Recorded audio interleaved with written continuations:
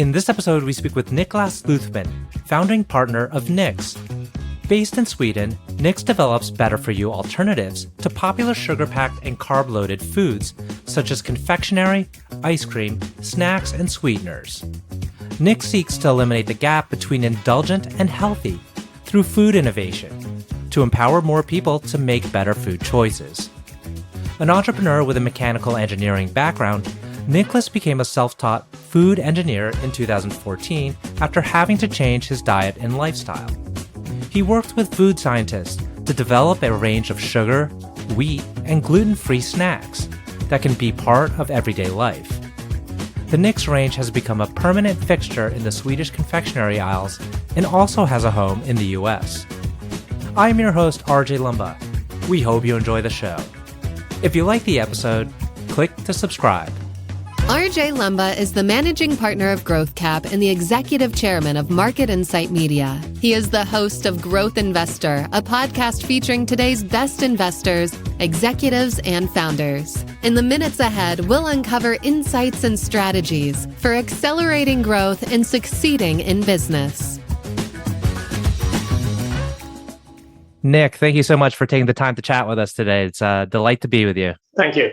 So where I'd like to kick off is your background, because it seems like you're involved in many different things. You're a serial entrepreneur. You seem to have a talent for creating and building businesses. And we'll spend the majority of our time talking about Nix, the food company that you have. But let's start at your first company, your first entrepreneurial endeavor. Oh,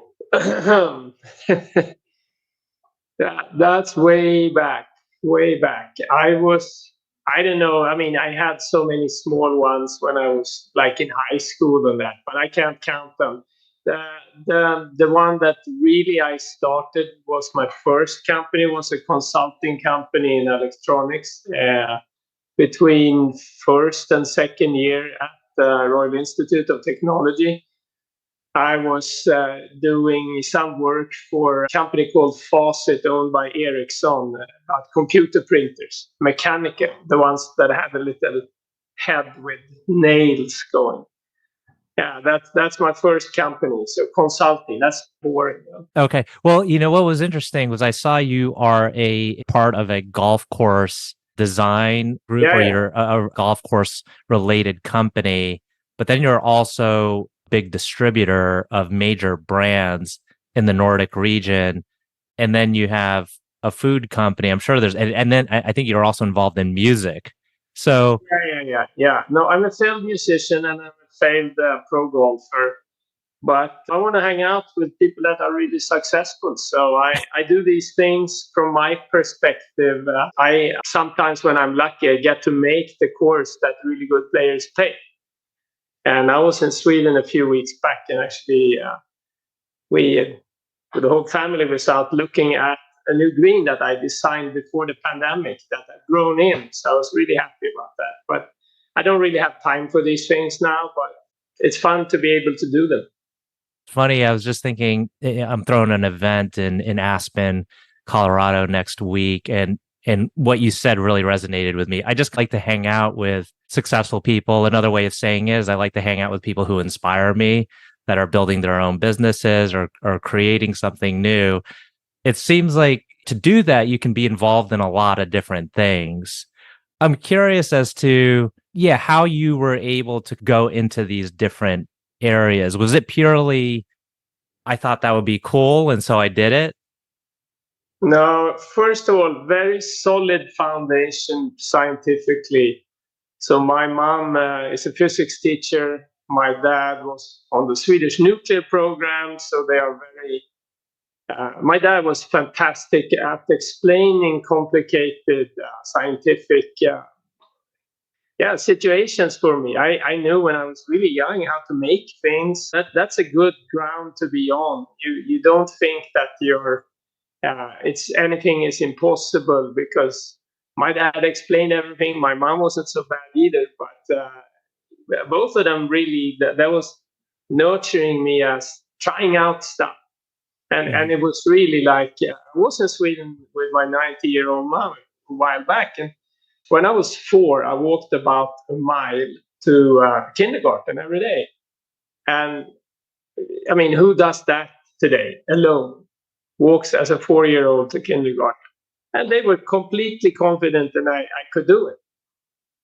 And then if it gets easy when I guess I was lucky. Maybe a lion could have eaten me or something. I have no clue, but you know. And so now with your latest endeavor, which you've been running for over a decade now, Nix, very successful at scaling. You're backed by some key investors. You've raised a good amount of money. Tell us about the story behind it, why you decided to start the company and what it provides to people. Yeah, I think most of my entrepreneurial ventures, they start with me seeing something that I'm not happy with. I built a golf course because I think that most golf courses suck where I live. So we needed to build our own. And it's a little bit the same. When I understood that my diet was completely off, I read everything I could about diet. That was about 40,000 pages, and I really understood one thing: that nutritional science is the worst science in the history of science. Nobody really knows anything. And 10 years ago, there started to be some real science coming out, and lots of self-experimenting. I have very bad insulin sensitivity, meaning I should really be a fully developed type 2 diabetic now. But I keep the carbohydrates really low in my diet, and therefore my long-time blood glucose, the H1C, is it's actually just under the pre-diabetic level, which is like, do a glucose test on me and it skyrockets. My insulin sensitivity is so bad, and still I can suppress my long-term blood glucose to a normal, almost normal level. And when I realized I could do stuff like that, it's like, yeah, I still love sodas, I still love chocolate, I still love ice cream, I still love all these things, especially energy bars. I used to gobble down like 5 a day. When you're an entrepreneur and you look at the watch, it's like, I can't make lunch today. What's in my drawer? So I was eating all of those. And at that time, they were really packed with sugar, and that didn't help me. So I started making all these things. And yeah, but I also realized, as always, I'm sort of a wannabe food scientist, that I couldn't really do this on my own. It didn't matter how many pages I was reading. I was too far behind to really understand how to make a food product. So I of course, went back to my old school and was hanging out with really good people. And here we go. We have a fantastic science team now. So, and how long did it take before you came up with the product and said, okay, this is ready to be sold to others? The soda took me about 2 days because it's so easy. But then making that's a different story. Taking that to market, it's like soda distribution. Who has the biggest network of trucks? It's one thing to come up with a fantastic product. I was very naive because in electronics, where I come from, if you have the best product, it will figure out how to sell itself because people want more of everything. But the food industry, you don't even get the meeting with the buyer because you have the best product. It's like you have to have the best everything, the best marketing budget, the best product, the best distribution, packaging. So much more complex than anything I ever did before. Mm-hmm. But would you say it took you 2 days to come up with the product? I mean, you have some unique ingredients. And Yeah, so that's so easy. So that's easy. When it comes to other, ice cream is difficult, and healthy chocolate, depending on how you define healthy, chocolate is amazingly complicated. I mean, cacao butter is 6 different fats. They all crystallize in very peculiar ways, and if you don't know what you're doing, the chocolate will never even be be a block. It will be amorphous. It won't crystallize. So stuff like that, that's complicated chemistry. Okay, I shouldn't talk about chemistry. We're doing food here, and people have really mixed feelings about when you talk about chemistry, about frying an egg, and you see how much chemistry is happening there. It's almost impossible to analyze everything that goes on. But yeah, some products are really easy. Some are really, really hard. I think we focus on the hard ones because competition is less fierce. And I think right now we're working on some pretty phenomenal protein bars, and with completely new technologies in there. And these ones are probably going to be gobbling up 5 a day too. Which is your best-selling product? What people don't know in the US is that we have a big confectionery business in Europe. They've probably seen our ice cream. We now make also stick ice cream, novelties as it's called. So we make pints and sticks. The sticks are just coming out, 50 calories for one ice cream. I think nobody's even close to that. And it's a full, rich ice cream. But then in the US, I think people are finding out that we also have bars. I think we passed our 12 million protein bars sold in the US, which is nothing in a country of 330 million. But at least we're starting to move some product. And but then in Europe, where we have a lot of confectionery, I'm of course looking at the US to see what we can do with confectionery. But as always, it's like you might have fantastic confectionery. Where are they going to have it in the store? If it gets put by other confectionery, people don't really understand it's healthy confectionery. You put it in the bars section, you don't have as much protein as the guys in the bars section. So what you can't create the completely, unless you're a very big food company, you can't have them put up a shelf for your stuff.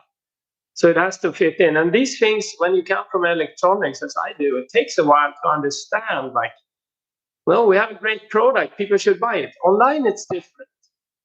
Online, all these things make sense. You can have ice cream next to chocolate, next to confectionery, because people that like this style of life with low carbohydrates and low calories, they will get attracted to it. Then you can look at the same page and there the stuff is. But in a store, complicated. Yeah. It reminds me of the stories of when those milk alternatives were being sold, and they're shelf stable, so they could be sold in any given aisle. But the sales levels were so low, and it really boggled the minds of these companies. And so they switched it over to selling it in the dairy section, which changed everything. So I understand what you're saying. You have to have the right positioning on the shelf. It's hard to create your own category unless you're a huge business. So are you driving a lot of your sales online? Yeah, from time to time. Okay, during the pandemic, we were supposed to be on shelf in, I think, about 4,000 stores, like March, or what was it? April 1, I think. We were supposed to be in 4,000 stores. So they were in the middle of the reset. And then the pandemic hit, and all they did was unpacking frozen pizza. Because when the world comes to an end, everybody wants frozen pizza, right? So all they basically made a lot of frozen pizza shelf space in ice cream, and our products didn't come out at all on the shelves. So we had to go online and sell it, and for a while we were the biggest brand selling ice cream online, shipped on dry ice. I wasn't too excited because it isn't the most environmentally friendly way of shipping dry ice.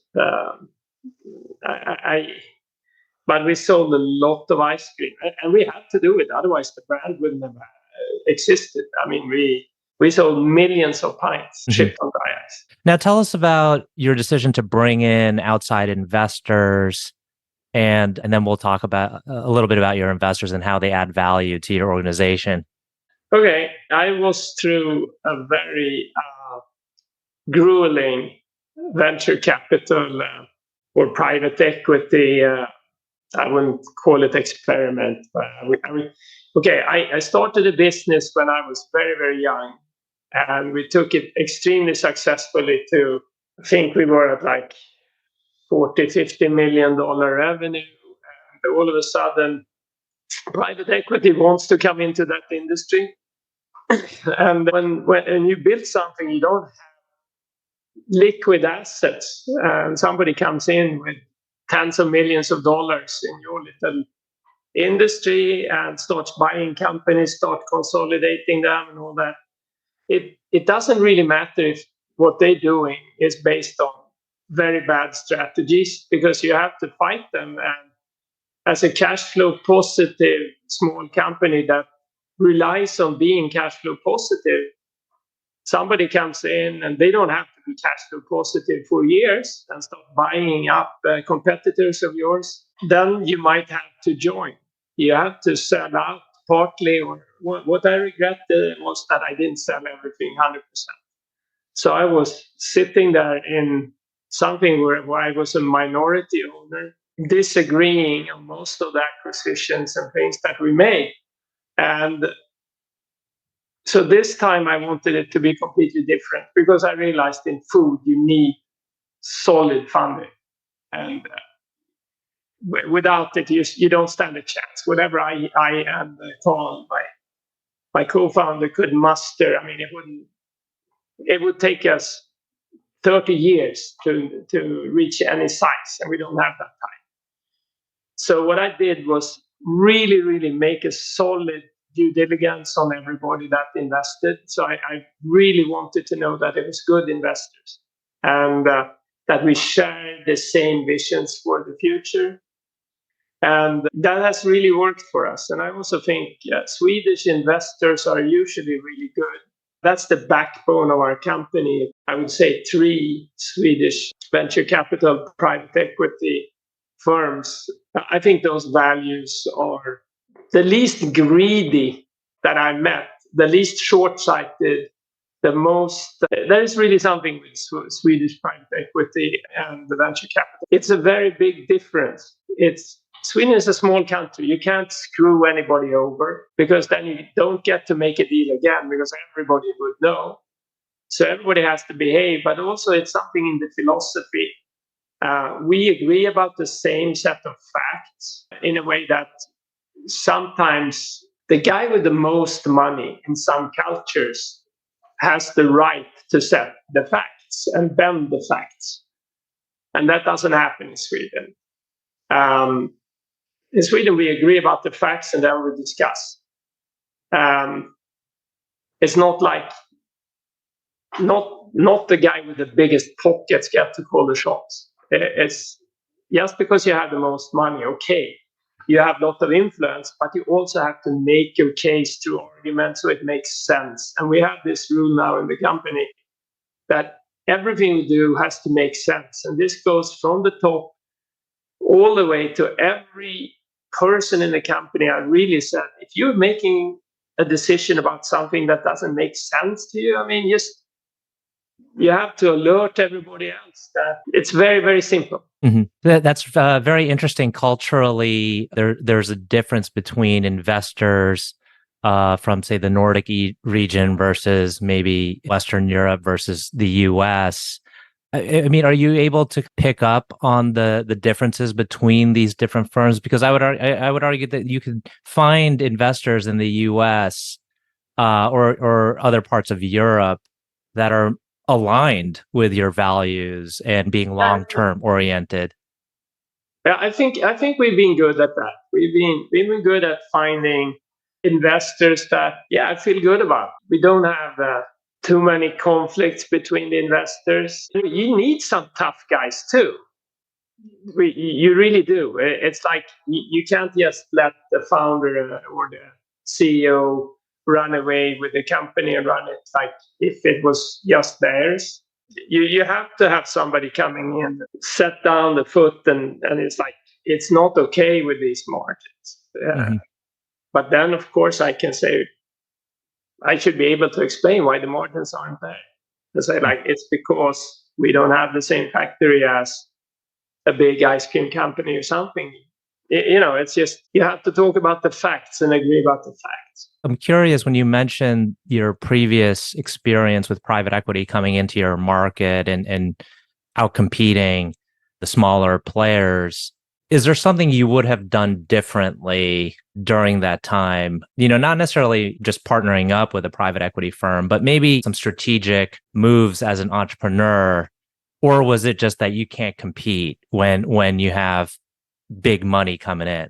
I should have sold 100% of the company and not taking a majority share in equity as I did. That's a learning. Unless you feel that you are really, really aligned with long-term goals and you trust the people that's coming in. As soon as you're in minority, then your life changed hugely. I don't think I could have fought the capital inflow that was coming in. They would have bought somebody else. I would have survived, I think, or the company we would have had survived. It would have taken maybe 5, 6, 7 years of the company I had was cash flow positive for 20 years, every year, growing cash flow positive. But all the cash was in, bigger warehouse, more stuff. So it wasn't that I was sitting on dry gunpowder. I was sitting on a giant inventory. So I think when you see that type of competition, and this is one, I am a firm believer in capitalism, but this is a form of capitalism that's new when you have so much cash that you can go in, and I hate that word disrupt, because usually disrupt means that somebody pours in so much money and it's not a level playing field, because a company that's been around for a long time, doing everything right, growing slowly, putting the money back into the business, all of a sudden somebody steps in with a giant amount of free cash and just totally brings havoc into a system that is serving consumers, because that's what it is about. We're selling stuff, we're making stuff to serve consumers. Somebody steps in and just pours money, sometimes on a really horrible company, and you can make the horrible company take over through marketing and distribution. And boom, the products that should have been on the shelf are off the shelf.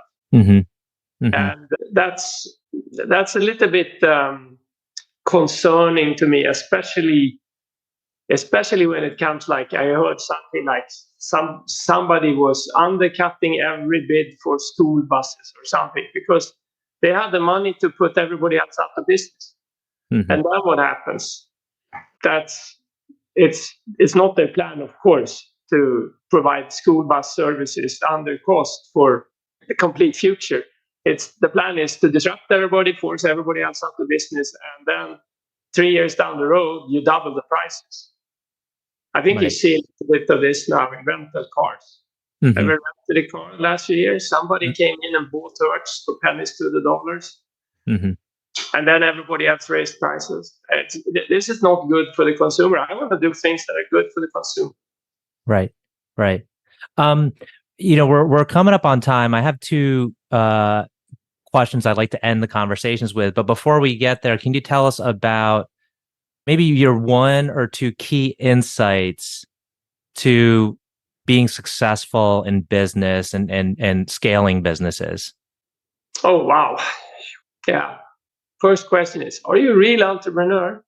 If you think you are, it's a lot of gut feel. But to get that gut feel, it requires so much work, so much reading, so much education, so much everything where you can just gobble up knowledge. Try really, really hard at things. And here's one thing that I think could be a good piece of advice. If you have a kid that's passionate about something, it doesn't matter what she or he is passionate about. Nurture that passion, because if somebody tries really hard at ballet dancing, maybe you will not become a ballet dancer. but you learn how to be really disciplined and try hard. So you can take all that to another industry or, well, another activity, and maybe put all that effort in a job somewhere. Just start and use that energy. So passion is driving everything for me. That's what I'm saying. That's the most important thing. Be passionate about something, and you can channelize that to something else. It's a wonderful insight. Okay, final two questions. One is, can you tell us about a person who has had a profound impact on you in your life? There are a few. I wish I had a mentor. It's always been people that are really talented at something. And it doesn't matter so much because I get so inspired and I get pulled in. And I want to be friends with such people. And there are so many that has this passion. And there's something called the Founders Alliance in Sweden where founders meet. And you get so much energy from, it doesn't matter what these people do. It could be a guy or a girl, or a guy usually means he or she, and that deals with air conditioning or something, an expert in air conditioning, and can talk passionately about air conditioning, and you get pulled in because you're excited. I mean, if somebody is passionate about something, it doesn't matter what it is. It's like microbes in the soil, whatever it is. I get fascinated, and then I'm thinking, can I get this passionate about the business that we are doing? Yeah, that's a very, very good forum for passionate people. I'm really happy to be in it. I also met our main lead investor through that forum. Mm-hmm. I would regard the Guldspång as financial entrepreneurs. That's why they are in that forum, because they are sort of honorary entrepreneurs. Got it. So the requirement is that you're a founder or entrepreneur of some sort. Yeah. Okay. Interesting. Exactly. And then we have these hangarounds like the Guldspångs. But they are founders too. I mean, they founded this fantastic fund that's a partner in Nix. So. Mm-hmm. Excellent. Last question is, can you tell us about a charity, cause, or other endeavor that you're passionate about? I'm just doing a little bit here, a little bit there. I used to have this thing that when I buy myself something new, a new car or a new set of golf clubs or something, I donate to some kind of charity. It makes me feel better about overconsumption. And actually, directly after this call, I'm going to do a charitable contribution. It's the good thing in Sweden is that a lot of this is taken care of.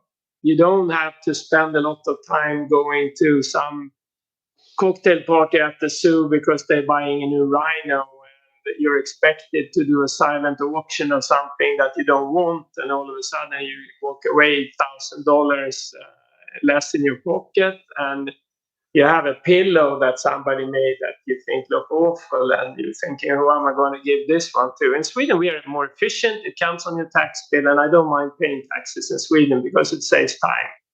Okay, it's a good answer. It's the efficiency of being where you are and understanding where those tax dollars are going.